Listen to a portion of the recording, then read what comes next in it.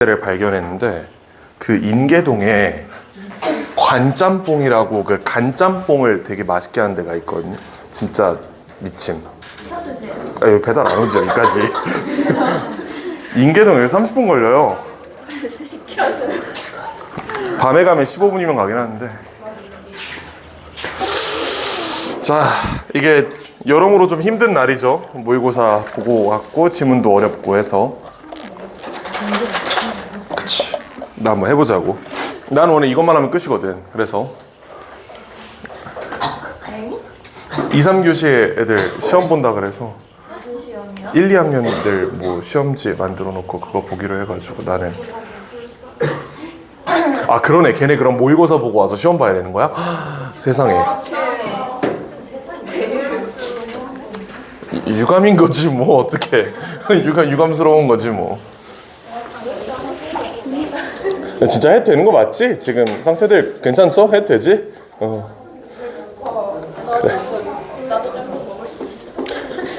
찬이 짬뽕 먹으러 왔어. 아 잠깐만. 아 진짜 어이없어. 잠깐만.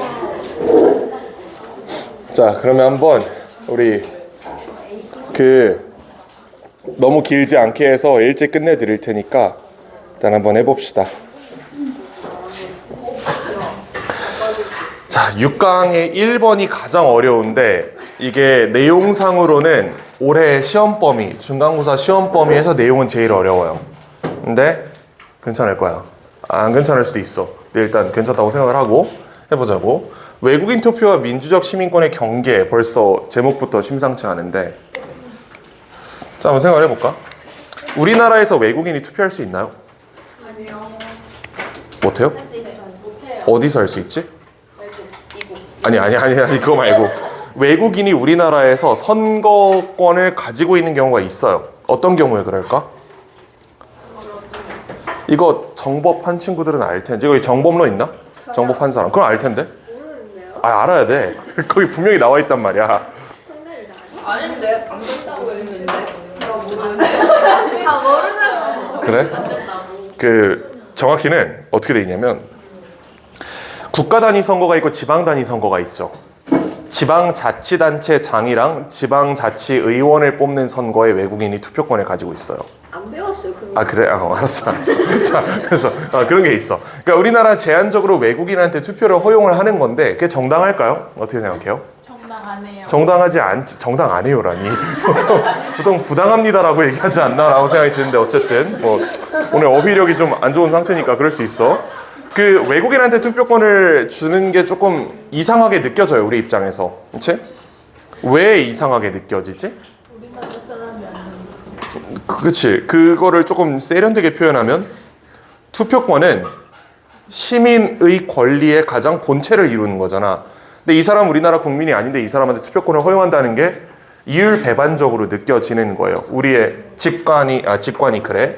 자, 근데 미국에서는 꽤 오랫동안 외국인들에게 대통령 선거권을 줬어요. 우리나라는 굉장히 제한적으로 지방의원 선거, 지방자치단체장 선거에서만 인정을 한단 말이야. 근데 미국은 그냥 대통령 선거에까지 투표권을 줬다가 뺏었어. 투표권을.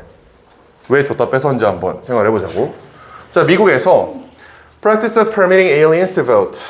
요거 뭐 잘 알겠지만 permit A2 부정사 요 구조를 동명사로 만들어 준 거죠. 외국인들이 투표할 수 있게 허용하는 관행은 뭘로 보여질 수 있다? compatible. 양립 가능한 것으로 보여질 수 있다. 어떤 아이디어와 exclusionary citizenship. 저게 배타적 시민권이란 말인데 저 말이 되게 어렵거든요. 이거를 제한적 시민권이라고 바꿔서 생각해 보세요. 실제로 이거를 restrictive라는 말로 이해하시면 조금 편하게 이해할 수 있을 겁니다. 그러니까 제한적인 시민권인데 완전한 시민권이 아닌 거야. 2등 시민을 얘기하는 거겠죠. 2등 시민. 책이 없는 주수민이 있는 것 같아서.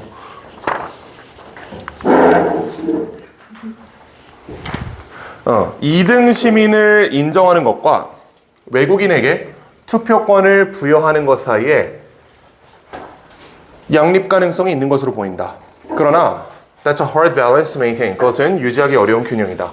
그러니까 이 문장이 잘 이해가 안 돼요. 끝까지 가야 이게 이해가 되거든. 적어도 첫 번째 문장에서 외국인 투표권이란 얘기, 그 다음에 어떤 제한적인 시민권. 그러니까 우리나라로 치면 이제 국민이죠. 국민인데 100% 국민이 아닌 거야.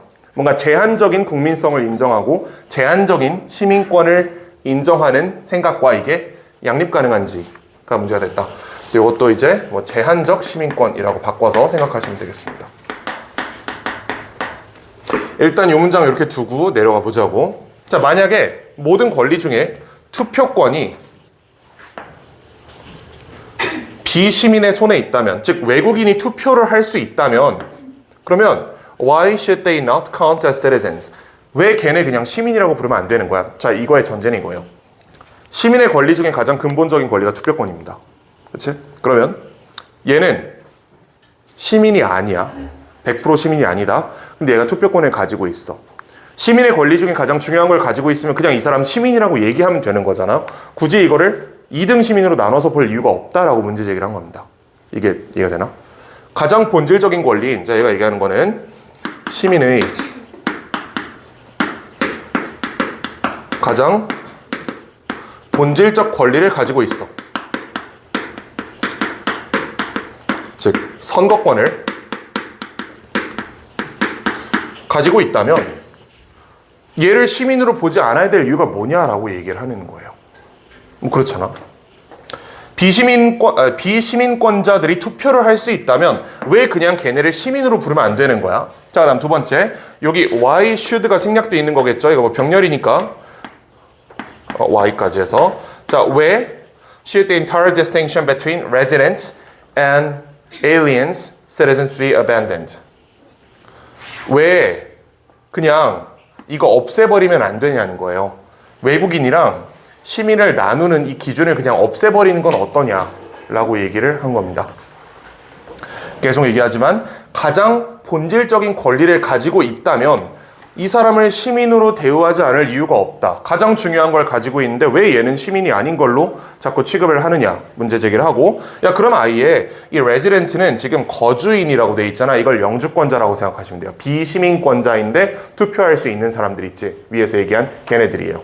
자, 이 resident들이, 얘네들이, 자, 시민은 아니지만 선거권을 가지고 있는, 저 위에서 얘기하는 exclusionary citizenship을 가지고 있는 사람이라고 보시면 될 것 같아. 제한적 시민권을 가지고 있는 사람들입니다. 얘네는 제한적 시민이에요.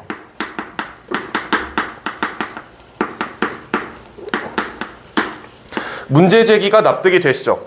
가장 중요한 걸 가지고 있는데 왜 시민 취급을 안 해주냐? 왜 2등 시민이라는 개념을 인정하는 거냐? 그러면 이런 상황에 대해서 정부가 취할 수 있는 조치는 두 개가 있어요. 첫 번째는 이 제한적 시민권을 없애버리고 그냥 얘네 시민으로 쳐주는 거야. 이게 아마 의문을 제기한 사람의 의도였겠죠. 이 사람은 시민의 가장 본질적인 권리인 선거를 할 수 있는데 완전한 시민권을 누리지 못한다는 게 이상하다. 개선을 해라. 가장 쉬운 해결책은, 야, 그러면 제한적 시민이라는 개념을 없애. 그냥 너 무조건 시민이야. 라고 얘기하는 게 가장 현명한 해결책이고, 또 하나의 해결책은 투표권 뺏어버리면 돼요. 네가 이게 있어가지고 자꾸 시민으로 편입되려고 얘기를 하는 거지. 그럼 너 앞으로 선거하지 마. 네 선거권 뺏어버릴게. 그럼 이제 너는 비시민으로서 지위가 공고해지기 때문에 이제 저런 헛소리 안 하겠지? 라고 얘기할 수 있는 거예요. 이 중에 미국 정부가 두 번째 안을 택했습니다. 그래서 이 사람들로부터 선거권을 뺏었어요. 자꾸 얘네가 우린 투표도 할 수 있는데 왜 다른 시민의 권리는 누릴 수 없는 거예요? 대표적으로 피선거권이 없었어. 이건 지문에 없는 내용이거든. 이 사람들이 선거권은 있었지만 피선거권이 없었어요. 이걸 문제 제기를 한 거야. 우리는 투표할 수 있는 권리가 있는데 왜 내가 투표에 출마할 수는 없나요? 라고 하니까 연방정부에서 그럼 네 그냥 앞으로 투표하지 마세요. 너 이제 시민권 뺏는다. 투표권 아예 뺏어버리겠다. 이렇게 얘기를 한 거예요. 그게 다음 문장입니다. 자, 이러한 생각이 probably lay behind the disappearance of alien voting. 이런 것과 같은 생각이 아무래도 뒤에 누워 있을 것이다. behind the disappearance, 어떤 그 상실된 것 뒤에 외국인 투표가 사라진 이유가 이거일 것이다 라고 얘기를 한 겁니다. 그러니까 아까 얘기한 것처럼 이 문제 제기에 대해서 해결책 1번은 그냥 제한적 시민이라는 개념을 없애고 이 개념 자체를 없애버리고 그냥 100% 시민으로 만들어주는 거. 이게 일반적인 국가에서 할 법한 일인데 이렇게 안 하고 얘는 그냥 이 제한적 시민의 얘네의 선거권을 박탈했다. 철학적으로 누가 문제 제기를 하니까 여기에 대해서 야 그럼 니네 그냥 투표하지 마. 니네 외국인 하셈. 이렇게 얘기를 쿨하게 해버렸다는 얘기입니다. 미국 정부니까 이런 짓을 할 수 있는 거예요. 우리나라에서 난리가 났을 거야. 자, 그래서 이런 것들이 아무래도 뭐 뒤에 있을 거다. 외국인 투표가 사라진 원인일 거다. 외국인 투표가 사라진 것 뒤에는 이러한 근거가 있을 것이다 라고 얘기한 거예요. 자, 그 다음에 With universal adult citizens suffrage after 1920. 이게 보통선거라는 뜻인데 선거의 4대 원리 알고 있죠? 선거의 4대 원리. 보통선거 또 뭐 있지? 비밀. 평등선거, 직접선거 4개 있지. 보통선거가 무슨 뜻이에요? 이게 가장 모호하거든, 4개 중에. 모든 국민은 투표할 수 있다가 보통선거입니다. 이 개념은 얘랑 상충되지. 시민이라며. 제한적 시민도 시민이잖아. 근데 투표권을 안 준대. 자, 그래서 이렇게 보통선거가 보편화된 이후에 자, 유일한 방법은 to maintain an exclusionary kind of citizenship. 이런 제한적 시민권을 유지할 수 있는 유일한 방법은 시민이란 이름을 저기서 뺏는 것밖에 없습니다. 왜? 시민이면 줘야 되거든. 시민이면 줘야 되잖아. 자, 시민이면 투표권을 줘야 되는데 안 주고 싶어. 그럼 어떻게 하면 돼요? 시민이 안 되게 만들어 버리면 돼요. citizen이란 말을 얘네한테서 뺏어 버리면 돼. 이때 생긴 게 resident, 정확히는 영주권이라는 개념입니다. 미국에 영주할 수 있는 권리가 있지만 투표할 수는 없다. 이때 생긴 거야 이게. 자, 그래서 보통선거 원리에 따라서 모든 시민들한테 투표권을 인정해야 되니까 근데 얘네한텐 주기 싫어? 그럼 너네 앞으로 시민이라는 말을 쓰지 말고 너넨 그냥 외국인 해 라고 해버린 거예요. 자, 그래서 이런 제한적 시민권을 유지할 수 있는 유일한 방법은 뭐예요? To restrict. 제한하는 겁니다. 투표를 누구에게로? 시민에게. 누가 아니고? 거주자가 아니고. 요게 이해가 되시나요? 이게 괜찮아? 괜찮지? 얘네한테 줄 수밖에 없게 된 거예요. 이것 때문에. 그러니까 너네 그냥 앞으로 시민이라고 안 부를게 라고 얘기를 해버린 거야. 여기까지 흐름이 이해가 되시죠? 자, 앞문장에서 뭐라 그랬어? 만약에 이 비시민들에게, 즉 제한적 시민권을 가진 사람들에게 투표권을 준다면 그럼 얘네를 100% 시민과 분리할 이유가 없다라고 문제 제기를 하니까 거기에 대한 답은 그럼 너네 앞으로 투표하지 마. 보편적 선거 원리에 따라서 모든 시민들이 투표권을 가져야 된다는 이 원리의 지배를 받고 있기 때문에 그럼 너네 앞으로 시민하지 마. 시민 안 하면 투표 안 해도 되잖아. 이렇게 얘기를 해버린 겁니다. 자, 여기까지가 그 미국에서 영주권이라는 개념이 나타난 이유고 시민권자가 아닌 사람들의 투표권을 제한한 이유인데 그 다음에 나올 말은 약간 철학적인 질문이거든. 영주권자에게 투표권을 안 주는 게 철학적으로 정당할까요? 라는 의문제기를 얘가 한 거야. 자, 왜 그러냐? 방금 내가 물어봤지. 외국인에게 투표권 인정하는 거 우리는 반대해요. 우린 보통 싫단 말이야. 근데 잘 생각해보면 걔네가 대한민국 법의 실효 지배를 받고 있어요? 받고 있지? 걔네는 대한민국 법의 지배를 받는다? 근데 대한민국 법을 만드는 과정에 참여할 수 없는 거예요. 그럼 이거는 민주주의 원리의 중대한 위반이라고 할 수 있죠. 애초에 민주주의 원리가 뭔데? 통치하는 자와 통치받는 자가 동일하다. 내가 선거를 통해서 간접적으로 선출한 대표자가 나를 대리해서 법을 만들어주고 나는 그 법을 준수하면서 살아간다 이거잖아. 근데 영주권자들은 분명히 이 땅에 있는 법을 지켜야 돼요. 시민권자 아니라고 과속하고 막 그러면 안 돼. 걔네 잡혀 그러면.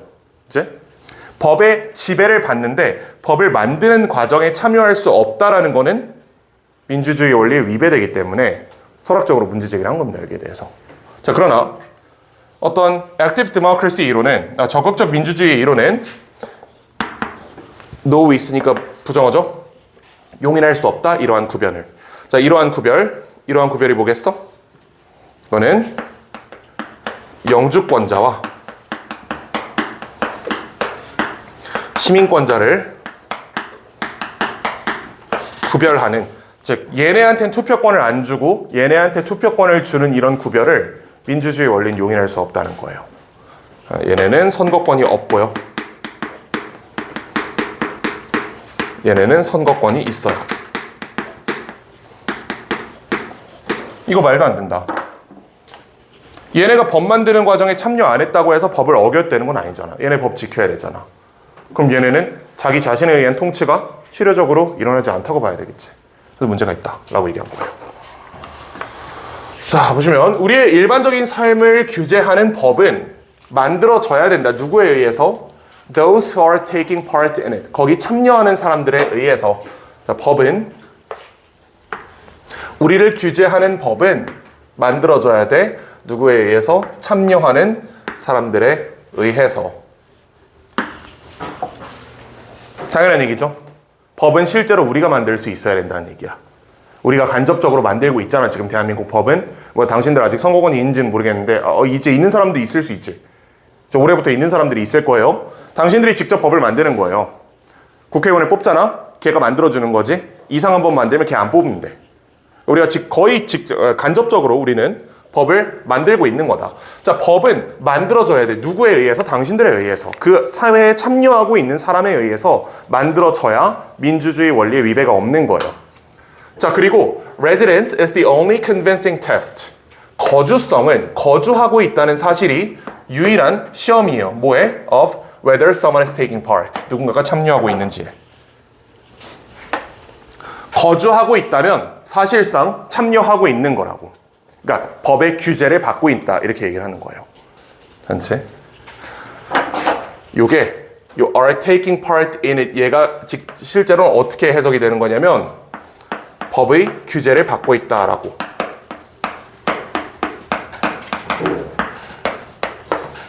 이렇게 해석이 되는 겁니다. 우리의 삶을 규제하는 법은 법의 규제를 받고 있는, 즉 법의 통제를 받는 국민들이 만들어야 되는 거다. 자, 그리고 어떤 사람이 법의 규제를 받고 사는지를 판단하는 가장 좋은 방법은 걔가 실제로 거기 거주하는지를 보면 된다. 대한민국 영토에 살면 대한민국 법에 따라서 살고 있겠죠. 특별한 사정이 없으면 법에 따라 살고 있을 거야. 아니면 적어도 법을 위반했을 때 처벌을 감수하고 살고 있을 거라고. 그럼 이 사람 실질적으로는 법의 규제를 받고 있다고 볼 수 있잖아. 근데 유감스럽게도 이 사람들은 지금 법을 만드는 과정에 참여하지 못했다 라고 얘기한 거예요. 자, as is understood almost universally when it comes to questions of 어쩌고저쩌고 하는데 유사관계사절입니다. 여기 as부터 끝까지 싹 묶어주시고 작년에 처음 나온 개념인데요. 그러니까 작년에 이 개념이 나왔다는 게 아니고 우리한테 처음 나왔던 개념인데 유사관계사는 사실 위치랑 똑같은 말이에요. 다만 해석이 간접적으로 됩니다. 이 as는 사실상 위치랑 똑같은 말로 보시면 되고 차이는 다만 as의 경우에는 해석이 뭐뭐인 것처럼 이라고 해서 간접적인 해석이 들어가요. 위치는 뭐뭐이다라고 얘기를 하잖아. 확정적인 어투란 말이야. 위치는 as는 뭐뭐인 것처럼 이런 간접적 해석입니다. 선행사는 여기 있는 residence예요. 거주성이 이해되는 것처럼 거의 보편적으로 when it comes to questions of which citizen should have a voice in local government. 자, 어떤 질문에 관한 한 해놓고 나서 이거 좀 색을 써볼까 이거는? 당신들은 색을 쓸 필요 없습니다. 그냥 작은 괄호로 표시하셔도 될 것 같아요. 이렇게 두 번째 명사절이 나오거든요. of 전치사의 목적어에서. 그래서 어떤 시민들이 이만큼이 의문사 겸 주어. 어떤 시민들이 should have a voice. 목소리를 가져야 하는지라는 질문에 대해서 보편적으로 이해되는 것처럼 거주성은 누군가가 참여하고 있는지에 유일한 설득력 있는 시험이다. 그래서 말이 되게 어려워요, 글이. 한 문장 한 문장이 되게 어렵단 말이야. 하지만 글을 두 개로 좀 쪼개보면 앞부분에서는 미국에서 영주권자들에게 투표권을 인정하지 않게 된 계기를 얘기하는 거고 뒷부분은 그러한 미국 정부의 행태가 철학적으로 부당하다라고 주장하는 내용입니다. 이렇게 이해할 수 있나? 이거 좀 어렵거든. 이거 한번 다시 읽어봐야 될 거야, 분명히. 한 방에 이해 잘 안 될 수도 있어요. 자, 어쨌든 그래서 필자의 입장은 또는 이 글의 결론은 잘못됐다는 거죠. 영주권자에게 투표권을 허용하지 않는 것이 잘못됐다라고 얘기를 하는 거예요. 이 사람들은 분명히 우리 공동체의 규제를 받고 살지만 그 규제를 만드는 과정에 참여할 수 없었다. 따라서 이거는 민주주의 원리에 위배된다라고 얘기를 하고 있어요. 한 번 더 읽어봐야겠지 이거는. 오늘 집 가서 바로 읽어보셔야 정리가 될 겁니다. 자, 두 번째 지문으로 한번 가봅시다. 네, 사실 뭐 저기에 대한 반론도 가능하긴 해요. 아니 외국인이 들어와 살고 있으면 그건 당연히 지가 감수해야 되는 거 아니야? 라고 생각할 수도 있어. 또 그게 또 주된 저기 정부들의 입장이기도 하고, 당장 우리만 해도 외국에서 우리나라에 취업하러 온 사람들이 투표권 가진다 그러면 조금 그렇잖아. 막 중국이나 이렇게 해가지고 대거 막 몇천만 명씩 몰려와가지고 지네가 투표해서 지자체장 선출한다 그러면 조금 기분이 좀 그렇잖아. 우리 입장에서 좀 그럴 수 있다.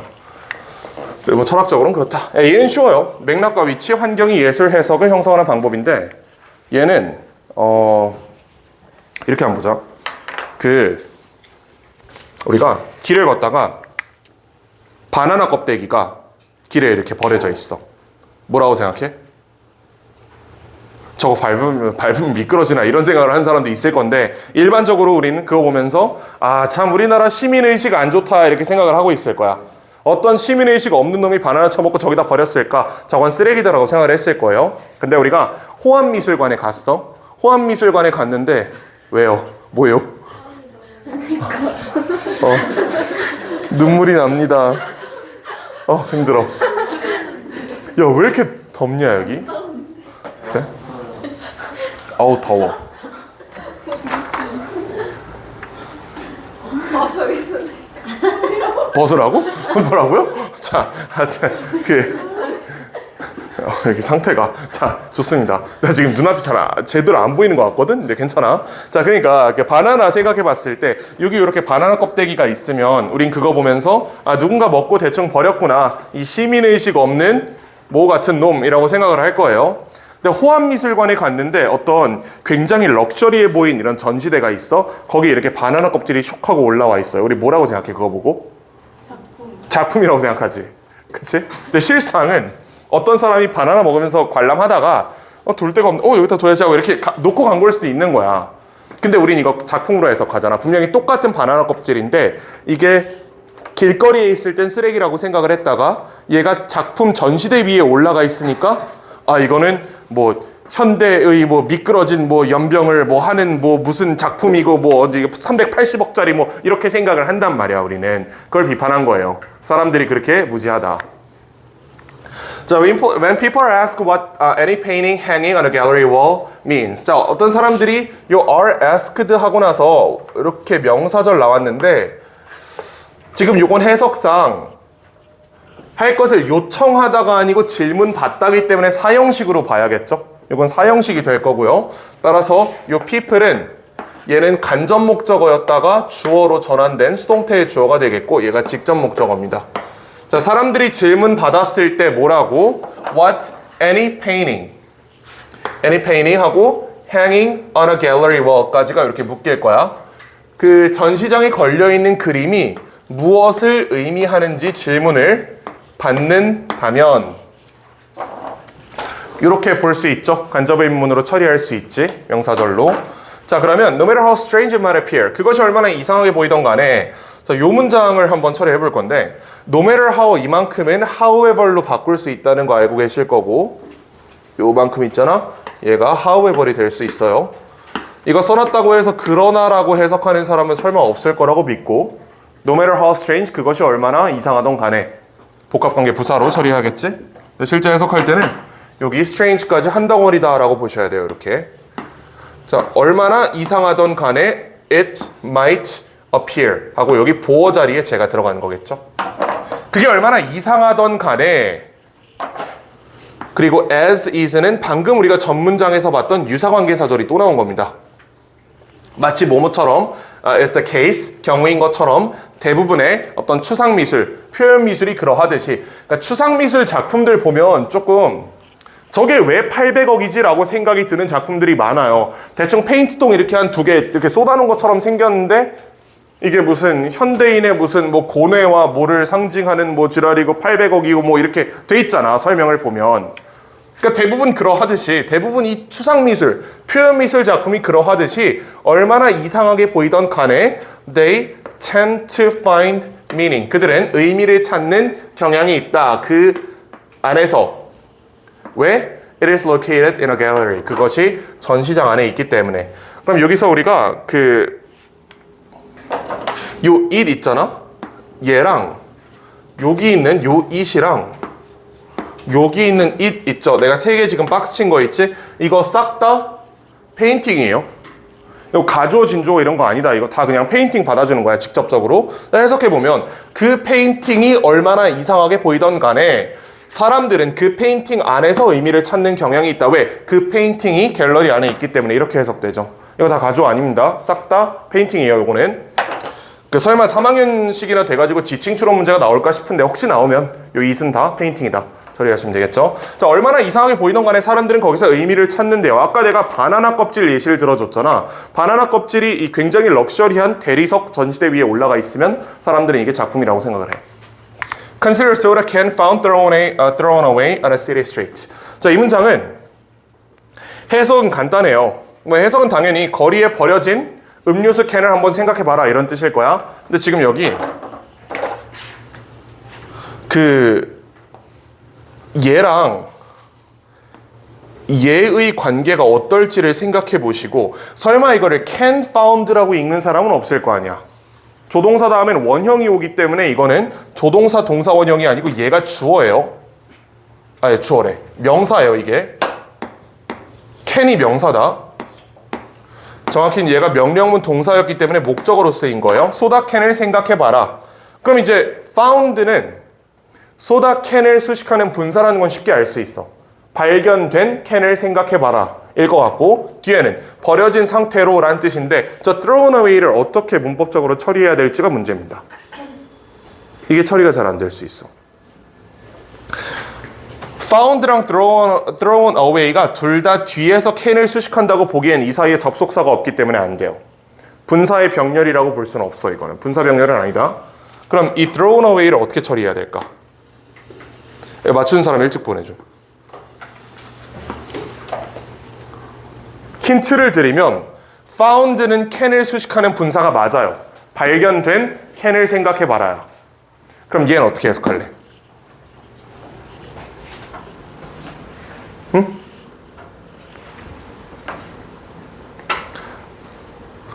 맞추는 사람은 두 번째 지문 끝내고 보내드림. 나머지 영상으로 볼 수 있게. 버려진 것을 발견한. 버려진 것을 발견한. found를 꾸미는 분사다. 분사는 형용사인데 형용사가 형용사를 꾸밀 수는 없죠. 그건 안 돼. 오! 맞아요. 오형식 수동태입니다. 자, 이게 혹시 오형식 생각하고 있었나? 자, 이게 find A, B 있잖아. 여기 B가 형용사예요. 얘를 수동 변환하면 이렇게 되겠지? A is found B가 되겠죠. 이 상태에서 얘를 분사로 전환하면 얘가 날아가고 이렇게 붙잖아. A를 수식하는 걸로 붙죠? 저게 얘랑 똑같은 구조입니다. A 자리에 들어간 게 can이고 이 B 자리에 들어간 게 thrown away라는 분사예요. 안 갈 거지 근데. 그치? 좋아요. 좋습니다. 자, 그래서 얘는 find A, B라는 오형식 문장에서 출발한 목적보어라고 보시면 되겠고 이 친구는 분사가 맞습니다. 요거 이해됐죠? 무슨 말인지? 요거를 분사화 시켰을 때 is가 날아가는 거 우리 알고 있잖아. 그래서 분사가 직접 명사 수식하는 구조 여러 번 봤죠? 그래서 여기서도 마찬가지. 원래는 find can thrown away 였을 거예요. find the can thrown away 였을 거야. 이걸 분사화 시켜가지고 변환해서 압축하면 저렇게 되는 겁니다. 괜찮나요? 괜찮지? 그냥 땀이 지금 비 오듯 쏟아지는데 이게 무슨 일인지 모르겠어. 그치? 긴장했나? 왜 이러지? 자, 그래서 음료수 캔을 생각해봐라. 발견된. 아니, 요 밑에 자꾸 어떤 할아버지가 쓰레기 버릴 때마다 와가지고 개꼽 주는 거 알아요? 아니 진짜 장난 아니야 이거. 이 할아버지 최소 20분 동안 겐세이를 논단 말이야. 가가지고 그 가끔 이렇게 저런 거 놓고 올 수도 있잖아. 네. 아니 내가 그런다는 건 아니고 어떤 사람이 그럴 수도 있잖아. 그러면 어떤 여기 9층에 사시는 한 85세쯤 돼 보이시는 할아버지가 오셔서 지팡이를 이렇게 쾅쾅 내리친 다음에 나 마법사인 줄 알았어. 쾅쾅 치고 아우 젊은 친구들이 말이야 하면서 이제 이걸 하시는데 진짜 나 그런 거 보면서 사실 난 저렇게 안 늙어야지라는 생각밖에는 안 드는데 아무튼 그런 분이 계셔요. 쓰레기 버리면 뭐라 하는 분이 계셔. 근데 그 사람이 마 할아버지한테도 뭐라 한 적이 있어. 둘이 앉아 있었거든 저기. 그 할아버지 오셔가지고 그 마 할아버지가 이제 담배를 뜯고 나서 그 아는 놈들은 알겠지만 담배를 뜯으면 여기 종이 커버가 있어요. 이렇게 이걸 뜯어가지고 바닥에 쭉 버리신 거야. 이제 그걸 보고 이 할아버지가 이 할아버지한테 와서 이제 뭐라고 하는 그런 진기한 장면을 목도를 했다. 그리고 이제 올라가신 다음에 마 할아버지께서 난 나중에 저렇게 꼰대가 되지 말아야지라고 얘기를 하시는데 뭐 그래요. 뭐 그렇고 하여튼 뭐 그런 거예요. 그런 얘기를 하려는 게 아니었고 그 거리에 버려진 쓰레기통이래. 소다캔을 한번 찾아보래. 한 생각을 해보래. If you were to come across this item. 자, 우리가 이 아이템을 만나게 된다면 거리에서 그러니까 거리에 버려진 채로 그냥 만나게 된다면 we would no doubt. 자, 우리는 의문의 여지 없이 그것을 뭘로 볼 거예요? 그것을 쓰레기 조각으로 볼 겁니다. 그 다음 이 문장은 가정법입니다. 보면 if절 과거고 주절도 과거기 때문에 이거는 가정법으로 보셔야 돼요. 왜? 지금 내 눈앞에 이 쓰레기가 있는 건 아니잖아. 반대 사실이죠. 지금 내 눈앞에 소다캔 없지? 근데 있다고 가정을 했을 때 우린 이거를 쓰레기로 볼 것이다 라고 얘기한 겁니다. 근데 가정법은 이제 우리가 한 시험 그래도 한 8번이나 당해봤잖아. 생각보다 잘 안 나오죠. 생각보다 가정법 서술형으로 쓰는 문제 잘 안 나옵니다. 자, 그러나 만약 우리가 saw the very same objects, 똑같은 사물을 본다면 on a pedestal, 저게 전시대예요. 대리석으로 만든 한 550억쯤 해보이는 엄청 비싼 그 전시대 있지 반짝반짝한 거, 그 위에 소다캔이 올려져 있는 걸 본다면 displayed in an art gallery, 예술관에 전시되고 signed by some artist, 어떤 예술가가 밑에다 사인해놓고 given a title such as waste, 쓰레기라는 이런 제목을 받은 상태라면 요 세 개가 싹 다 오브젝트를 수식하고 있는 거야. 이거 페데스트를 잡으면 안 됩니다. 그러면 이 전시대의 이름이 쓰레기가 돼요. 그 다음 전시대에다가 예술가가 사인한 게 돼버려. 그건 아니겠지? 이 작품이라고 얘기할 수 있는지 모르겠지만 하여튼 이 음료수 캔에다가 사인을 해놓은 거야. 세 개가 독립적으로 오브젝트를 수식하고 있다고 보셔야 되겠고요. 자, 그 다음 좀 특이한 거, 여기는 뒤에 명사가 남아있죠? 이렇게 남아있을 수 있는 이유는 give가 애초에 사형식이니까 수동 변환이 되더라도 뒤에 직접 목적어가 남을 수 있다. 이렇게 보는 거지. 자, 그래서 같은 사물을 본다면 전시대에 전시돼 있고 어떤 예술가가 밑에다 막 사인해 놓고 그 다음 밑에 보니까 이건 쓰레기예요 라는 제목이 붙어 있다면 그러면 we would interpret, 우리는 해석할 것입니다. 그 의미를 in a vastly different way, 굉장히 다른 방식으로 해석할 겁니다. 우린 순식간에 이거를 예술작품이라고 생각을 할 거야. 어떻게 해석할까요? 전시대 위에 코카콜라 캔이 이렇게 턱 올려져 있어. 내 밑에 무슨 뭐 김덕철 이렇게 사인돼 있고 이게 그 작품의 제목 땡땡 쓰레기 이렇게 돼 있고 누가 봐도 한 500억쯤 해보이는 전시대 위에 딱 올라가 있어. 뭐라고 해석할 거야? 무슨 뭐 현대 사회의 공허함을 뭐 지랄 뭐 이런 식으로 지 멋대로 해석을 할 거라고 분명히. 근데 아니 거리에서 봤을 땐 쓰레기로 봤잖아. 똑같은 캔인데. 근데 이게 비싼 전시대 위에 올라가 있다는 이유만으로 우린 여기다가 의미 부여를 하기 시작하는 거예요. 무슨 현대사회의 공허함을 나타내고 또 무슨 또 뭐래 뭐 이렇게 쓰레기를 갖다 버리는 사람들의 심리를 뭐 어쩌고저쩌고 뭐 등등등등등 이런 식으로 말도 안 되는 의미 부여를 거기다 할 거란 말이야. 근데 실제로는 뭐일 수도 있어? 실제로 그냥 어떤 사람이 거기다 콜라캔 내려놓고 간 걸 수도 있어요. 그건 모르는 거야. 근데 의미 부여를 한대. 자, 우리는 실제로 be inclined to interpret it. 우리는 그것을 해석하는 경향이 있을 겁니다. be inclined to interpret it. 그것을 해석하는 경향이 있을 거야. 저게 수동태로 들어가면 이거는 그 be inclined to interpret이 해석하는 경향이 있다거든. 저거를 수동태라고 해석하면 조금 곤란합니다. 이걸 완전한 수동태로 해석하면 이게 능동변환이 돼야 되잖아요. 근데 그런 식의 문장은 잘 만들어지지 않아요. 그래서 이거는 애초에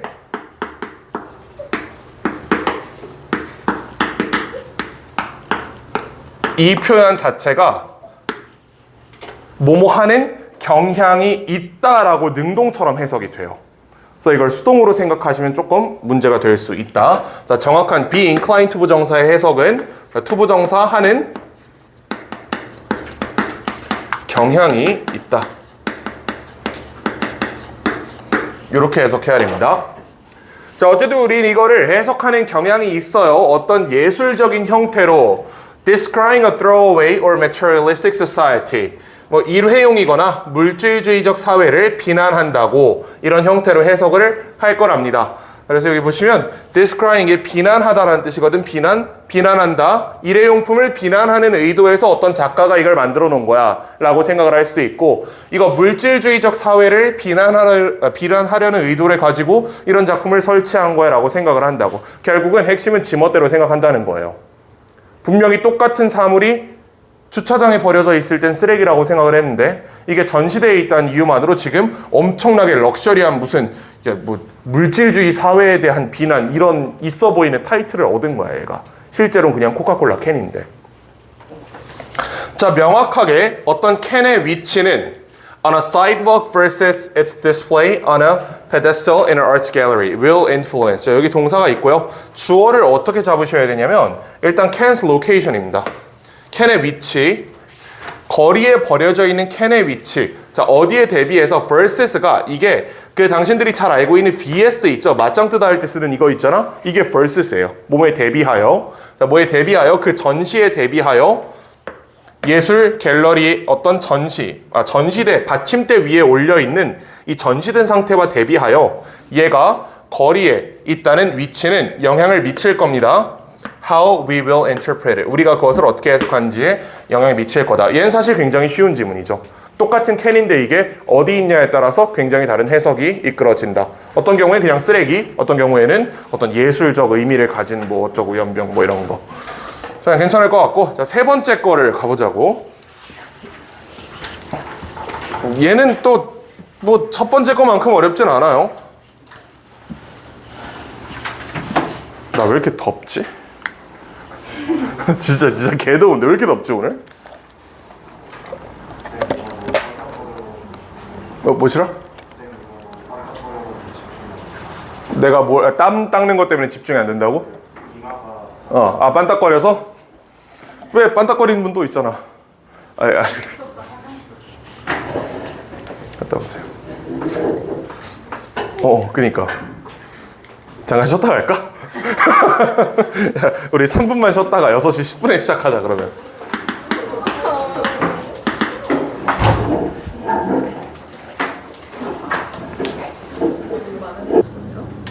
아니요, 그냥 가만히 있었어요. 자, 가보자고. 아니, 사람들 상태가 왜 이러지 오늘? 자, 일단 상태들이 안 좋네. 컴퓨터 비율을 넘어서 마음을 기계로 모는 말이 안 나온다. 하여튼 이런 얘기가 써있잖아. 이거 읽으시면 되고. 가보자고. 자, 보자. 이 글에서 인간의 심리를, 인간 생각의 작동 방식을 컴퓨터로 비유하려는 노력에 대해서 얘기를 합니다. 네, 이미 여러분들이 잘 알고 있겠지만 그거 잘 안 되죠. 우리가 생각하는 방식은 컴퓨터가 생각하는 방식이랑 되게 달라. 어떻게 다를까? 뭐 우리가 조금 더 멍청합니다 이런 거 말고 그럼 감정이 없다. 오, 맞아. 그렇게 볼 수도 있을 것 같아. 그걸 조금 더 확장할 수 있을까 혹시? 감정에 의한 정보 판단이 안 되죠 컴퓨터에서는. 이렇게 확장을 할 수 있지. 그러니까 컴퓨터는 데이터 처리만 할 수 있어요. 근데 인간의 생각은 맥락상에서 뭔가를 해석해낼 수 있는 능력이 있어. 맥락이거든 핵심은. 인간은 맥락을 이용해서 해석을 할 수 있고 컴퓨터는 맥락을 사용할 수 없습니다. 컴퓨터는 그냥 받아들여온 정보를 그대로 갖다가 해석하는 방법밖에는 없는 상태예요. 자, 그게 가장 큰 차이라고 얘기를 합니다. 일단 한번 해보자. 자, Computer as a model for operation of human mind. 여기까지가 싹 묶일 거예요. 요 reliance 이렇게 묶어주시고 나서 얘가 지금 전치사가 계속 연달아 있기 때문에 해석이 잘 안 돼요. 간단하게 얘기하면 사람 생각을 컴퓨터처럼 이해하려는 노력이라고 생각하시면 돼요. 이거는 일단 그렇게 써놓고 해석을 한번 꼼꼼히 해보자. 자, 인간 사고를 컴퓨터로 이해하는 거. 또는 컴퓨터처럼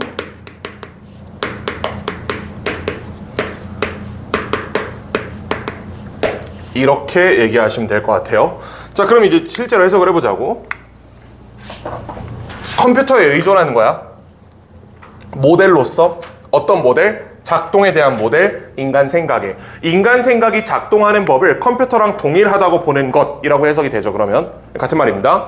자, 이거는 may well prove to be limited. 자, 이것은 well proved to be. proved to be는 뭐뭐 한 것으로 증명되다인데, 자, 주의할 점, 해석이 수동태처럼 돼요. 근데 이거 능동태다. 아까 우리 반대 봤지? 수동태로 써 있지만 능동으로 해석된 친구도 있었죠? be inclined to. 얘는 거꾸로 능동으로 쓰여져 있지만 수동처럼 해석됩니다. 이런 걸 중간태라 그래요.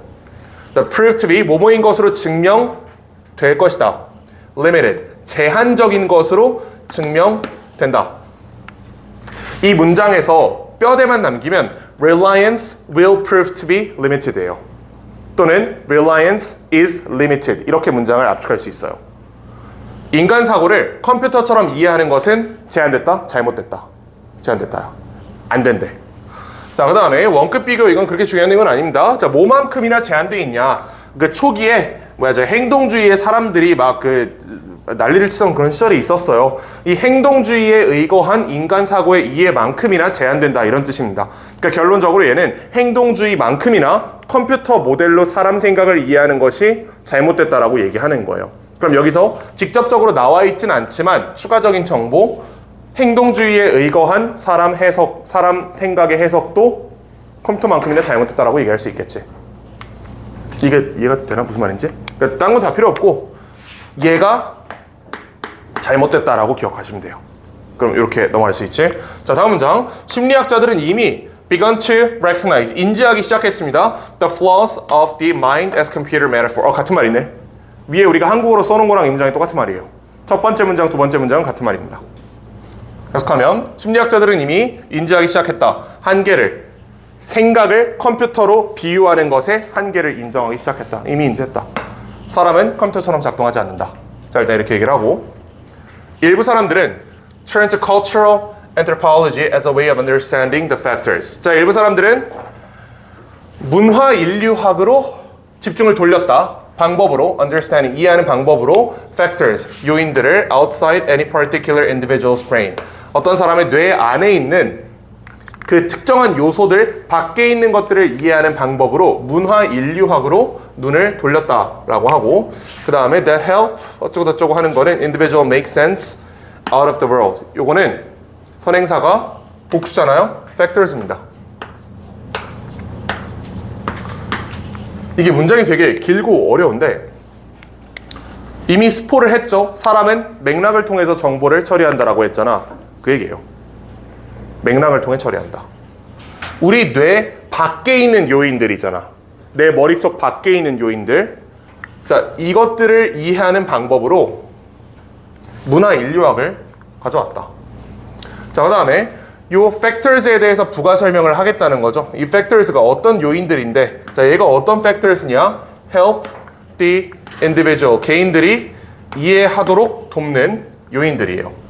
그러니까 개인이 세상을 이해함에 있어서 자기 뇌 속에 있는 것만 가지고 하는 게 아니고 그 밖에 있는 맥락이나 환경을 가지고 세상을 이해한다라고 본 겁니다. 이렇게 이해할 수 있죠. 자, 그러면 여기 썸이라고 했으니까 제1설이겠지 이게. 자, 1설에 따르면 얘네는 자, 문화 인류학으로 눈을 돌렸는데 그건 무슨 말인지 알 필요가 없고 중요하지 않고, 얘는 결국 자, 개인이 자기 뇌 밖의 정보를 활용한다. 이렇게 얘기한 겁니다. 그리고 우리 뇌 밖의 정보라는 게 얘가 무슨 말이겠어? 이게 맥락이라든가 환경이라든가 하는 거다. 이렇게 얘기한 거예요. 그렇기 때문에 컴퓨터랑 다르다라고 얘기한 겁니다. 계속 얘기하지만 컴퓨터는 맥락이나 환경을 활용할 수 없어요. 걔는 지 머릿속에 들어있는 정보만 처리할 수 있다고. 근데 인간은 내 머릿속에 있지 않은 정보도 끌어와서 처리할 수 있잖아. 이게 첫 번째 차이라고 얘기를 합니다. 자, 다른 사람들은 제2설에 따르면, 자, 그리고 요거 얘랑 한 묶음이에요. 요 others로 시작하는 문장이랑 그 다음 문장이 한 덩어리예요. 이거 분리하면 안 된다. 다른 사람들은 One of the founders of cognitive psychology. 이 인지심리학을 만들어낸 이 양반인데, 자, 이 양반 뭐라고 얘기하냐면, that 이하라고 얘기한다. The computer analogy carries with it. 컴퓨터 비유는 그 안에 뭘 가지고 있다?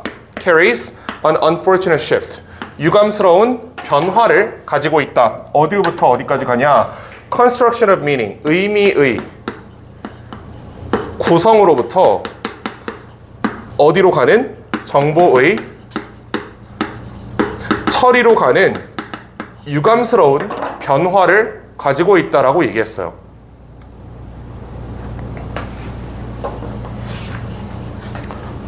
얘가 외부 맥락을 얘기하는 거겠지. 외부 맥락으로부터 그 안에 있는 정보로 중요한 것을 시프트시키는, 전환시키는 이런 유감스러운 행태를 가지고 있다. 그럼 잘 생각해보면 얘랑 제 1설, 2설이 구성되지 않죠, 지금. 얜 2설이 아니야. 얜 뭐만 한 거야, 지금? 컴퓨터 비유가 잘못됐다고 얘기만 한 거예요. 이게 이해가 되나? 첫 번째 위에 거는 얘는 컴퓨터 비유는 잘못됐고, 그러므로 우리는 문화 인류학적으로 접근을 해보자. 이 밖에 있는 맥락과 환경을 사용한다는 점을 이걸 이용해서 한번 해석을 해보자라는 가능성까지 제시를 한 거고, 얘는 이 시점에는 지금 야 컴퓨터 비유는 이런 의미에서 잘못됐어까지만 얘기를 한 거예요. 컴퓨터 비유는 우리 인간은 의미를 구성하면서 사고하는데 얘를 단순히 이렇게 단순화시켰다는 점에서 부당하다 얘기까지만 나온 거라고. 이거는 이게 이해가 되시죠? 컴퓨터 비유 잘못됐다 얘기예요. 여기는 다음 문장에서 그래서 지는 어떻게 생각하는지를 보여줄 거야. 그래서 넌 어떻게 생각하냐? Reflection on the limits of machine model lead him back to the humanistic emphasis. 자, 이 사람 이런 접근은 다시 그를 이끌었습니다. 어디로? 인본주의적 강조로. 어디에? Narrative and storytelling. 맥락과 이야기에 대한 강조로 다시 이끌었다라고 하면 이거 결국 일설이랑 똑같은 얘기죠. 여기서 얘기했던 외부 정보를 사용한다며. 외부 정보를 사용하는 거랑 맥락과 이야기를 사용한다는 거의 같은 말입니다. 결국 둘 다 내부 정보를 사용하지 않는다라고 얘기한 거잖아. 굳이 뭐 작은 차이점을 찾자면 얘는 완전히 외부 세계에 있는 정보를 얘기하는 거고, 얘는 그 내부 세계에 있는 정보 간의 연결고리를 새로 만든다 이런 말이긴 한데, 어쨌든 정보 처리만 하는 게 아니다라는 점에서 둘의 의견 동일합니다. 이게 이해가 되시죠? 무슨 말인지? 자, 얘는 그래서 narrative랑 storytelling이라는 인본주의적 접근을 강조했다라는 얘기예요.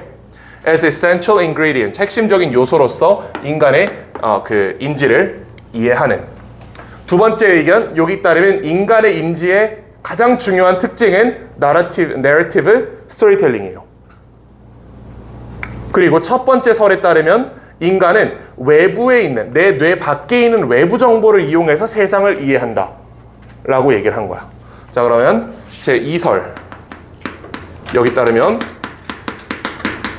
맥락과 이야기를 통해서 정보를 처리한다. 어쨌든 두 의견 모두 컴퓨터랑 인간의 사고방식은 다르다라는 결론을 낸 겁니다. 네, 컴퓨터는 맥락 이야기를 활용하지도 않고요. 그 다음에 외부 정보를 활용하지도 않아요. 이게 이해가 되시나? 무슨 말인지? 이 두 학자 모두 인간의 사고를 컴퓨터랑 같다라고 보는 견해가 잘못됐다는 입장에 서 있는 거야, 지금. 근데 왜 잘못됐냐에 대해서 조금 의견이 다른 거죠. 첫 번째 사람은 인간의 뇌는 외부 정보를 끌어오기 때문에 컴퓨터랑 다르다라고 얘기한 거고, 두 번째 사람은 맥락과 이야기로 인간은 정보 처리하기 때문에 컴퓨터랑 다르다라고 얘기를 했는데, 사실은 거의 비슷한 말처럼 느껴집니다. 하여튼 이렇게 해서 두 개의 의견이 제시가 됐어요. 자, 그 다음에 Fascinating intellectual journey that reveals both the power and the limits of computer as guides to the way we think. 요거는 지금 동격이거든? 이렇게 동격 콤마 찍혀 있는 거고, 우리가 생각하는 방식에 대한 안내자로서 컴퓨터의 힘과 한계를 모두 드러내는 매혹적인 지적 여정이다 라고 하니까 선행사를 뭐 humanistic emphasis로 잡을 수도 있겠고요. 뭐 human cognition으로 잡아도 뭐 특별히 잘못됐다라고 볼 수는 없을 것 같아.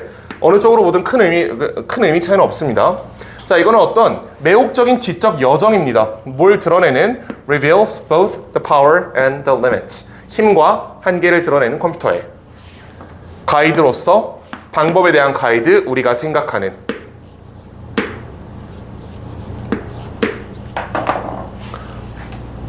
이건 뭔 소리냐면 우리가 생각하는 방법에 대해서 컴퓨터를 가이드로 쓰는 거 있지? 컴퓨터랑 우리가 같은 방법으로 사고한다라는 그 주장이 잘못됐다고 얘기를 하는 거니까 우리가 생각하는 방법에 대한 가이드로서 컴퓨터의 한계를 얘기하는 거예요. 그럼 이게 깡으로 컴퓨터의 한계를 얘기하는 게 아니고 뭘 얘기하는 거야? 우리가 생각하는 방법을 이해하기 위해서 컴퓨터 비유를 쓰는 것, 이게 잘못됐다고 얘기하는 거잖아.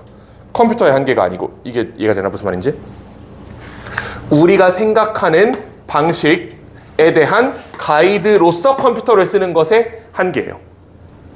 써줄게 이거. 우리가 생각하는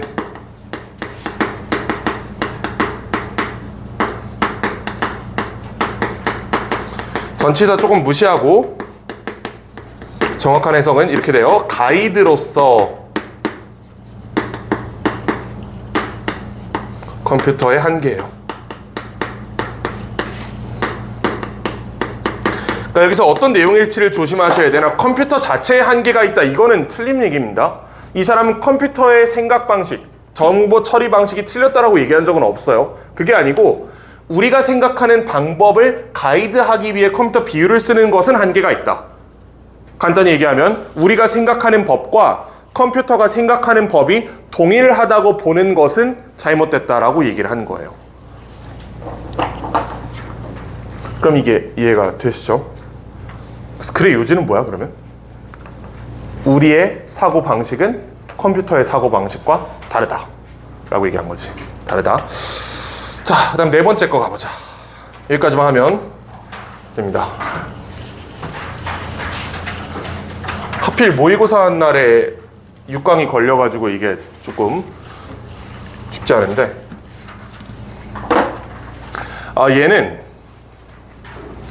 얘는 먼저 이걸 한번 생각을 해보자. 우리가 시각적으로 정보를 받아들였을 때 그 그림을 통해서 의미를 부여하죠. 거기다가 시각 정보를 해석하여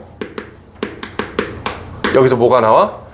의미를 도출한다. 이게 일반적으로 우리가 어떤 사물을 봤을 때 하는 과정입니다. 여기까지 이해되죠? 자, 근데 글 읽기는 반대라고 얘기해요. 글 읽기의 경우에는 이렇게 된다고 얘기합니다.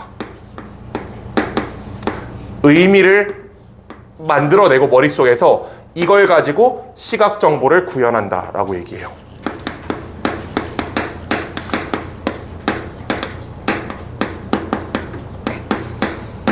이게 화살표가 반대라고 얘기하는 게 글의 요지입니다. 그래서 생각을 해보시면 예를 들어 지우개라는 말을 봤다고 가정을 해봐. 그럼 지금 당신들 머릿속에 그 고무가 지금 들어있을 거야. 그게 지금 딱 떠올랐을 거란 말이지. 우리가 지우개라는 이 문자로부터 지금 뭘 떠올린 거예요? 그림을 떠올린 거지. 문학은 이런 식으로 작동한다는 거야. 문자로부터 그림을 가져온다. 그럼 우리가 현실 세계에선 어때요? 이거 내가 이렇게 들고 있으면 지우개잖아. 이거 보고 나서 이게 지우개네, 저거는 칠판을 지우는 지우개이기 때문에 좀 특이하게 생겼어 라고 당신들이 머릿속에서 해석을 하는 거라고. 그림이 먼저 있고 여기에 대해 의미 부여되는 게 현실이고, 문학은 지우개라는 말을 보고 당신들이 얘 또는 그 고무 덩어리를 떠올리게 되는 거다. 이게 반대다라고 얘기한 거예요. 이게 이해가 되시죠? 정확히 어떤 의미상의 반대라고 얘기할 수는 없어. 그건 아닌 것 같아. 그건 아닌 것 같지만 이 방향성이 반대라는 거야. 시각 정보로부터 의미가 나오냐, 의미로부터 시각 정보가 구현되냐, 이 화살표가 반대다. 그래서 현실과 글 읽기는 이렇게 반대다라고 얘기하고, 사실 이거 이해하면 이 글 끝난 겁니다. 이 얘기예요. 요것만 잡으면 돼. 괜찮지? 자, 그럼 한번 가봅시다. 이거 다 썼지? 주었대지? 된다? In the escape that reading literature provides through vicarious identification and comparison of other lives, place, and times. In the escape, 탈출에서 하고, 이게 the escape이기 때문에 우리가 자꾸 동격절로 처리하고 싶은 그런 충동이 들 수 있지만, 여기 provide의 목적어 없습니다. 저거 목관대예요. 문학 읽기가 제공하는 탈출에서. 자, 근데 어떻게 탈출을 제공해? Vicarious identification and comparison. 대리 동일시와 비교를 통해 다른 삶, 다른 장소, 다른 시간에 대한. 그 문학을 읽으면 내가 실제로 경험하지 않는 것을 간접적으로 경험할 수 있잖아. 내 삶이 아니어도 이 책을 통해서 뭔가 경험할 수 있는 거 있죠? 이게 약간 현실에 대한 도피라고 평가를 한 겁니다. 그러니까 당신들이 예를 들어 어떤 판타지 소설 같은 걸 읽어. 그러면서 막 몰입한단 말이야. 그게 현실에서 도피하고자 하는 욕구라고. 뭐 이렇게 얘기를 한 거야, 얘는. 자, 어쨌든 이 탈출에서 We activate our imagination. 우린 우리 상상력을 활성화시킨다. 자, 그리고 요 that은 관계사절이 아니고요. 요 that이 동격 콤마 있잖아.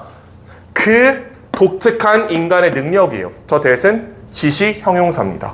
지시사예요, 이거. 관계사 아니다. 야, 그 독특하냐. 그 특이한 인간의 능력. 이 뭐다? imagination이다. 부가 설명. imagination이라는 이 명사에 대해서 동격 콤마를 찍고 부가 설명을 해준 구조예요. 그 특이한 인간의 능력, 뭐 하는? To explore an alternative set of ideas and experiences. 대안적인 아이디어와 경험을 탐험하는 인간의 능력, 이 바로 상상력이다. 읽어보니까 저게 상상력의 정의일 것 같아. 문제 없고. That are outside our present environment. 우리의 현재 세계 밖에 있는 그 다음에 that may not even be real. 요 두 개의 관계사절이 이렇게 experience를 뒤에서 수식하고 있을 겁니다. 어떤 경험에 대한 탐험이냐? 우리의 현재 환경 밖에 있어. 즉 우리가 직접 경험하지 못하는 것들. 예를 들어 당신들이 어떤 삼류 인터넷 소설 같은 걸 읽을 때 그 배경이 성지고는 아닐 거 아니야. 그 배경이 분명히 다른 학교일 거예요. 또는 다른 세팅일 거야. 뭐 직장이라든지 이런 세팅이겠지? 그 얘기야. 자, 그 다음에 심지어 실제가 아닐 수도 있다. 뭐 해리포터 같은 거 읽는 거 얘기한 겁니다. 그거 실제가 아니잖아. 이런 것들을 탐험하는 인간의 능력이 바로 imagination, 창의력이다. 상상력이다. 뭐 이거는 괜찮을 것 같아요. imagination에 대해 부가 설명한 겁니다. 자, as opposed to perception that receives and processes information from the outside world. 이게 아까 내가 그려준 화살표 중에 하얀색 부분입니다. 어디에 대비해서? 지각에 대비해서. 자, 근데 지각은 뭐냐? 지각은 receives and processes information. 정보를 받고 처리하는 겁니다. 어디로부터? 외부 세계로부터. 그 다음에 finds meaning in it. 그 안에서 의미를 찾아내는 거예요. 외부 세계로부터 시각 정보를 받아서 의미 부여한다고 했죠? 이거 보고 지우개라는 말이 떠오르지? 그게 지금 당신들이 이거 한 거야. 이 외부 정보, 이 시각 정보를 보고 아, 저거는 칠판을 지우는 지우개구나 라고 의미 부여하신 거예요. 자, 여기에 대비해서 상상에서는 과정이 반대다. 아까 써준 거 그대로. 외부 정보에서 의미 부여를 할 거냐, 또는 지우개라는 문자로부터 의미 부여를 해놓고 이미지로 구현을 할 거냐. 반대다. 이미지에서 의미 부여가 되는지 또는 의미 부여에서 이미지가 나오는지가 반대다라고 얘기하고 있어요. 그래서 perception에 대비해서 이게 현실 세계겠지? 현실 세계 지각에 대비해서 현실 세계는 뭐예요? 정보를 받고 처리하는 겁니다. 외부 세계로부터. 그 다음 그 안에서 의미를 찾는 거예요. 여기 대비해서 상상에서는 방향이 반대다. Translating the words we read. 우리가 읽는 문자를 번역하는 것은 into what they signify. 그들이 암시하는 것으로. 이거 분사구문이다. 이 전체가 분사구문이에요. 단어를 번역하면서 뭘로? 그들이 암시하는 것으로. 즉 우리가 읽는 단어로부터 의미를 부여하면서라고 해석이 되겠죠. 이렇게 볼 수 있겠지? 자, 이렇게 하면서 우리는 populate an inner world. 우리는 내부 세계를 채운다. 자, 어떤 내부 세계? In which imagery is created from the memory. 이 얘기야. 기억으로부터 이미지를 만든대. 단어에서 의미 부여를 하잖아. 여기에다가 여기로부터 이미지를 만든다. 이렇게 얘기하는 거예요. 그리고 얘가 현실 세계의 정반대다. 현실 세계는 저 화살표가 정반대로 갈 거거든. 내가 눈으로 먼저 보지? 본다? 이미지를 봐? 본 이미지에 대해서 의미 부여를 하고 필요하다면 그것을 단어로 함축하는 게 우리 현실 세계라면, 문학에서는 단어를 먼저 보고 거기다 내가 적절한 의미를 문맥상에 맞게 부여를 하고 그걸 토대로 내 머릿속에 떠올린다. 이미지를. 이렇게 생각을 하고 있어요. 이거 되게 인간의 본능이다. 어떤 단어를 보면 그 단어에 상응하는 이미지가 반드시 떠올라요. 거짓말하는 거 같지? 지금 머릿속에 소방차 안 떠오른 사람. 무조건 떠오른단 말이야, 이렇게. 단어를 보면 얘를 해석해가지고 거기 상한 이미지가 그냥 머리에 차 있어. 이거 어쩔 그냥 당연한 거야, 이거는. 이게 문자로부터 이미지를 만들어낸 문학의 과정이라고 얘기하는 거예요. 반면에 당신들이 사이렌을 울리면서 지나가는 소방차를 봤어, 실제로 저 밖에서. 그럼 그 시각 정보를 통해서 소방차네, 사이렌을 울리고 있네, 어디 불이 났구나, 이런 식으로 의미부여를 한다고, 거기다가. 근데 문학에서는 그게 정반대라고 얘기하는 거예요. 이게 이해가 되죠? 무슨 말인지? 이것만 잡으면 되는 거야. 예를 들어서 우리가 집이란 단어를 읽어. 그 다음에 picture, 이거 그린다라는 동사다. 이거는 read, house, and picture of representation, 어떤 묘사를 떠올립니다. 집 이미지를 떠올려요. 집이란 단어를 읽으면 거기에 의미 부여를 해서 지금 당신들마다 그 집이라고 했을 때 떠올린 이미지가 다를 겁니다. 근데 보통은 이거 떠올리더라고. 집이야, 이게. 근데 이제 보통 집이라고 하면 이렇게 생각하는데 사실 우리 대부분 이런 집에 안 살죠. 그치? 현대인들은 대부분 그 주택에 사는 사람은 거의 없는데 보통은 집이라고 하면 요거를 딱 떠올리는 것 같더라고. 나도 마찬가지고. 어쨌든 우리는 집이라는 단어를 보는 순간 얘가 떠오른단 말이야. 이 단어를 해석해서 의미 부여를 해가지고 적절한 이미지를 만들어낸 거예요, 머릿속에서. 요게 문학의 과정이다. It is our imagination, that complex interweaving of perception and memory that literature activates. 요거 이 뜻 강조 구문입니다. 강조 구문인 이유는 계속 말씀드리는 것처럼 여기 있는 it is랑 that을 삭제했을 때 나머지가 한 문장으로 붙어요. 자, 실제로 그런지 보자. Literature activates our imagination. 이렇게 목적어 자리를 강조하고 있지. 문학이 활성화시킨다, 상상력을. 상상력에 대한 부가 설명, 동격 콤마고요. 이만큼은 여기에 대한 부가 설명입니다. 상상력이 뭔데? Complex interweaving of perception and memory. 그 지각과 기억의 복잡한 얽힘인 우리의 상상력. 이 문학에 의해 활성화된다 라고 얘기해요. 저 괄호 안의 내용은 그렇게 중요하지 않습니다. 얘가 목적어라는 게 훨씬 중요해. 문학이 활성화시킨다 우리의 상상력을. 분사구문 releasing, 분출하면서 a latent creativity, 잠재된 창의력을 방출하면서 that pleases, 쾌락을 가져오는. 그러니까 우리가 아까 노란색으로 만들어 놓은 화살표 마지막 부분에 뭐까지 추가할 수 있는 거야? 여기서 창의력이 나온다까지 추가할 수 있는 거지. 근데 그건 너무 당연한 내용이고. 자, 그래서 내가 이렇게 썼지 아까. 자, 어떤 문자로부터, 정확하게 아닐 수 있어요. 비슷한 말이야. 자, 해석이 일어나고 여기에 대해서 이미지가 발생을 한다. 그리고 이 일련의 과정에서 창의성이 발현되게 된다. 이게 문학이 우리를 창의적으로 만들어준 이유다 라고 얘기한 거예요. 근데 현실 세계의 이미지를 해석하는 데 있어서는 별로 창의성이 필요가 없거든. 언제 필요한 거야? 문자로부터, 글자로부터 그림을 만들어낸 이 과정에 당신들의 창의성이 필요한 거고 창의성이 진행되는 거다라고 이야기하고 있습니다. 자, 마지막 The writer may provide the blueprint. blueprint는 우리 DNA 지문에서 나온 적이 있는 단어죠. 설계도란 뜻입니다. 설계도, 재료.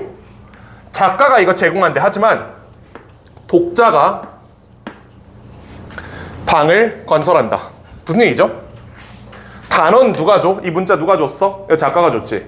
이거 당신들이 이거는 받은 거잖아, 문자는. 내가 아까 여기다가 소방차라고 썼을 때도 이 단어는 내가 준 거잖아. 이걸 가지고 당신들이 해석을 한다는 거예요. 자, 그러니까 작가가 설계도를 주지만 독자가, 당신들이 이걸 가지고 그 이미지를 떠올리게 된 거야. 이게 창의성의 과정이라고. And like many satisfying occupations, 자, 많은 어떤 만족스러운 직업과 마찬가지로 literature gratifies our imaginative and creative abilities. 문학은 좋은 거다. 이 정도 얘기. 문학은 우리의 창의성을 증진시킨다. 이 뒷부분 그렇게 중요하지 않고.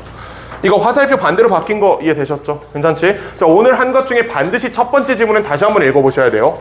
2, 3, 4는 그렇게까지는 아니거든. 1은 꼭 다시 읽어봐야 이해가 될 거예요. 그 TF 문제 내가 다 풀어놨거든. 바로 올려줄 테니까 집 가서 바로 풀어보라고 하면, 아니 나 이미 풀었어. 이미 다 풀었어 어제. 하시고 그 필요하면 다음 시간에 1번 지문은 다시 한번 좀 꼼꼼히 설명을 드릴 테니까 시간이 되면 모의고사 보느라 수고 많았고 가시오. 가시오. 근데 저 예. 순서 있는 아니 순서 말고 삽입 있는 페이지 있잖아요. 예. 거기 순서